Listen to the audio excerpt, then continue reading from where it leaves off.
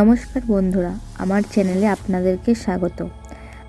আজ আপনাদের দেখাবো বিপিএম ভেরিফাই করার সময় কোনো মেম্বারের পাশে কেন কনফার্ম ডুপ্লিকেট লেখা থাকে এবং কেনই বা এই কনফার্ম ডুপ্লিকেট লেখা থাকে এবং সেটা আমরা কোন অপশানে গিয়ে দেখব। কোনো একটি ব্রাউজার ওপেন করে নিতে হবে। ওপেন করার পর সার্চ করবেন prod.locus.in। তারপর এরকম একটা স্ক্রিন শো হবে। আইডি পাসওয়ার্ড বসিয়ে নিই।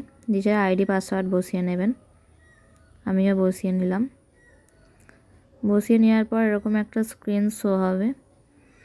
দেখুন শো হয়ে গেছে। এখানে অনেকগুলো অপশান আছে ডান দিকে।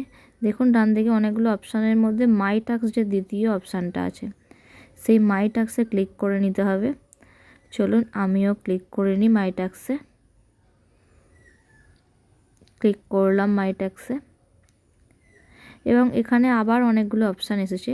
সেই অপশানের মধ্যে প্রথম অপশানটা এসএইচজি প্রোফাইল ভেরিফিকেশান অ্যান্ড অ্যাক্টিভেশান, এই অপশানটায় ক্লিক করতে হবে।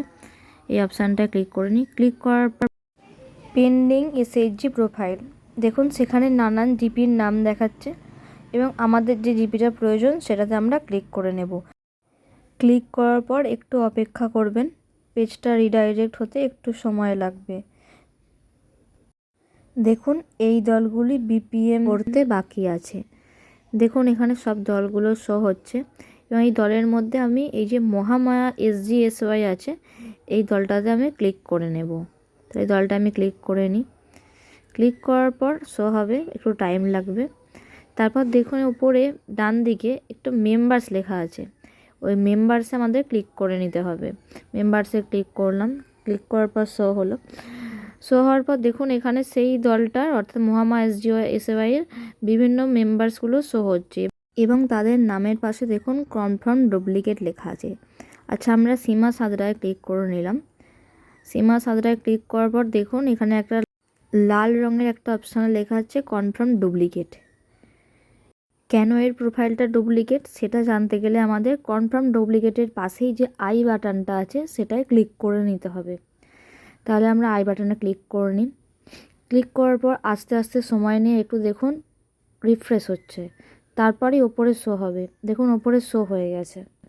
দেখুন ওপরে দেখাচ্ছে মহাপ্রভু মহিলা এসএইচজি, অর্থাৎ তিনি অন্য একটা এসএইচজিতে রয়েছেন, তাই এনাকে কনফার্ম ডুপ্লিকেট দেখাচ্ছে।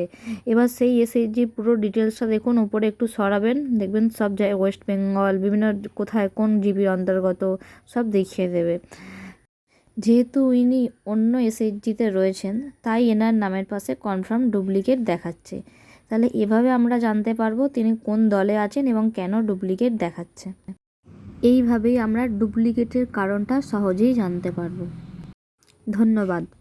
ভালো লাগলে চ্যানেলটিকে সাবস্ক্রাইব করে দেবেন, লাইক কমেন্ট করতে ভুলবেন না, আর পাশে থাকা বেল নোটিফিকেশানটি অল করে দেবেন পরবর্তী আপডেট পাওয়ার জন্য।